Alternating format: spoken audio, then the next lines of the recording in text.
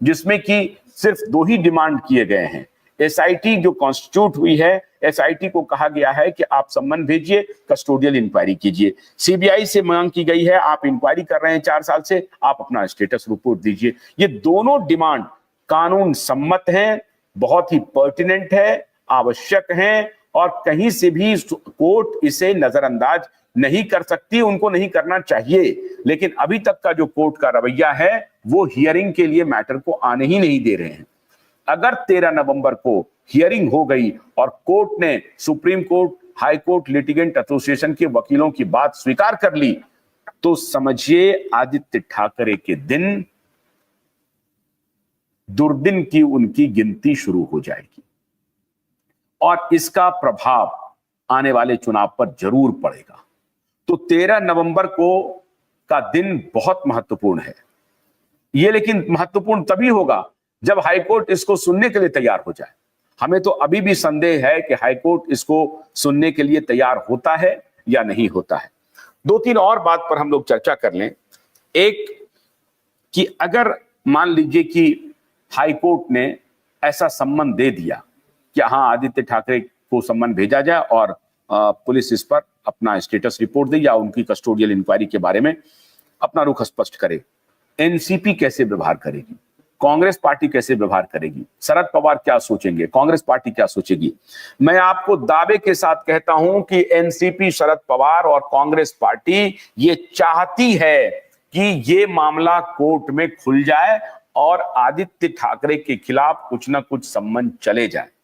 लेकिन चूंकि शरद पवार एक ऐसे पॉलिटिशियन हैं जिनके करप्शन के बारे में कुछ कहने की आवश्यकता नहीं है। उनके भतीजे का मैंने कल ही आपको बाइट दिखाया था, किस प्रकार से अजित पवार ने झूठ बोला सार्वजनिक रूप से कैमरे पे आकर के कि सीबीआई ने तो जांच कर लिया, सुशांत का सुसाइड कह दिया। और दिशा सालियान के मां बाप ने रिक्वेस्ट किया है राष्ट्रपति से कि इस मामले में आदित्य ठाकरे या बाकी लोगों के नाम नहीं आने चाहिए, जो टोटल झूठ है, कंप्लीट लाई है, फ्रॉड है, कंप्लीट फ्रॉड है। अजित पवार ने एक प्रकार से सुपारी ली उद्धव ठाकरे से कि मेरे बिहाफ पे जाकर के ये झूठ फैलाओ, और झूठ फैलाया। मैंने उनके मुंह से जब ये बात निकल रही थी तो उनकी आवाज थरथरा रही थी, कांप रही थी। उनको मालूम था कि हम झूठ बोल रहे हैं, कंप्लीट झूठ बोल रहे हैं। लेकिन इस प्रकार के नेता तो झूठ बोलने के आदी हैं, उनके डीएनए में घुस गया है झूठ, वो झूठ बोलेंगे ही बोलेंगे। तो ये उनके खून का हिस्सा हो गया है कि कैसे झूठ बोले। साफ साफ कैमरे पे आकर के जिस निर्लज्जता से, जिस पतित भाव से वो बोल रहे हैं कि सीबीआई ने इंक्वायरी कर ली जिसमें निकल गया कि वो सुसाइड था। अब बताइए, सीबीआई का अभी इंक्वायरी आया नहीं, जांच रिपोर्ट आई नहीं, लेकिन साफ साफ एक बार मैं फिर आपको वो वीडियो बाइट सुनाता हूं, जरा देखिए ये क्या बोल रहे हैं, सुनिए जरा सा। थोड़ी देर में मैं आपको सुनाता हूं। अजित पवार साफ साफ कह रहे हैं कि ये जो इनकी जो सीबीआई की जो रिपोर्ट है वो फेवरेबल रिपोर्ट है, और सीबीआई ने कह दिया है कि वो तो सुसाइड था। और एसआईटी मुंबई पुलिस ने जो जांच की है दिशा सालियान की, उसमें आ गया है कि वो भी एक्सीडेंट था और सुसाइड ही थी। तो ये दोनों तो केस क्लोज हो गया। ये अजित पवार बोल रहे हैं, और जो बात अजित पवार बोल रहे हैं उस ये बाइट सुन लीजिए, बाइट सुन लीजिए। वक्त की हालांकि कमी। सुशांत राजपूत अभिनेता की इंक्वायरी तो सीबीआई ने की, उसमें आया कि उन्होंने खुदकुशी की। जो आप बोल रहे हैं उस लड़की के बारे में भी उन्होंने खुदकुशी की, ऐसा ही आया है। फिर उसके खुद के लड़की के पिताजी और माता, वो दोनों भी मेरे ख्याल से वहाँ थे, उनको बुलाया था जो पंचनामा हो उसके बारे में, और उन्होंने भी स्टेटमेंट निकाला है कि हमारी लड़की गई है, अभी उनका पॉलिटिक्स नहीं किया जाए, किसी ने बार बार उनका नाम भी नहीं लेना चाहिए, और हमारे लड़की के बारे में किसी ने कुछ स्टेटमेंट निकालने की जरूरत नहीं है, ऐसा उन्होंने मेरे ख्याल से राष्ट्रपति को भी निवेदन दिया, मीडिया को भी निवेदन दिया, और सब लोगों को उन्होंने आह्वान भी किया है कि ऐसा करो। दिशा सालियान के माता पिता खुलेआम मीडिया में टेलीविजन पे आके कहा कि मेरे बेटी की मौत हुई है, मेरी बेटी की जांच होनी चाहिए, दूध का दूध पानी का पानी होना चाहिए। उनके पिता पैरालाइज्ड हैं, दिशा के पिता पैरालाइज्ड हैं। दिशा अकेली लड़की थी जो परिवार के लिए कमाती थी, एक इकलौती बेटी थी, वो इकलौती संतान भी थी अपने माता पिता की। बहन भाई कुछ नहीं, सिर्फ एक ही बहन थी, एक ही बेटी थी अपने माता पिता की, और वही सिर्फ कमाने वाली थी, कर्नाटक की रहने वाली थी। उनके बारे में ये निर्लज्ज और पतितई का बयान देखिए अजित पवार का।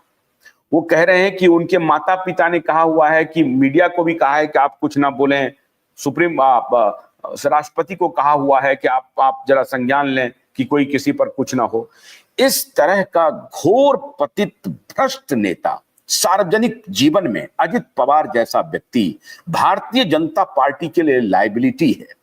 और भारतीय जनता पार्टी की पतितई देखिए कि इस प्रकार के नेता से अलायंस करते हैं तुच्छ छोटे स्वार्थ के लिए, शुद्ध स्वार्थ के लिए। और वहां पर ये जो देवेंद्र फडणवीस हैं, ये इनकी दोस्ती है इन लोगों से।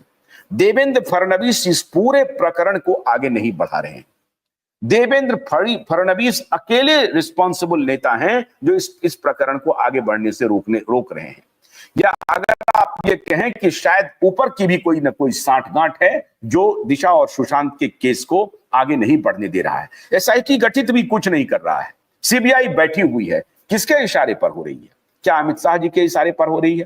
क्या नरेंद्र मोदी जी के इशारे पर हो रही है? कुछ भी नहीं हो रहा है, सबके सब शांत बैठे हैं। और इस प्रकार के निर्लज्ज पतित नेता आकर के पब्लिक में आकर के लोगों को गुमराह करते हैं, लोगों को झूठ बोलते हैं, ठगते हैं। सारे लोग झूठ बोल बोल करके ये लोगों को भटकाने का काम कर रहे हैं। और यही कुछ विचार शरद पवार भी रखते हैं, यही कुछ विचार जो है शरद पवार का परिवार भी रखता है।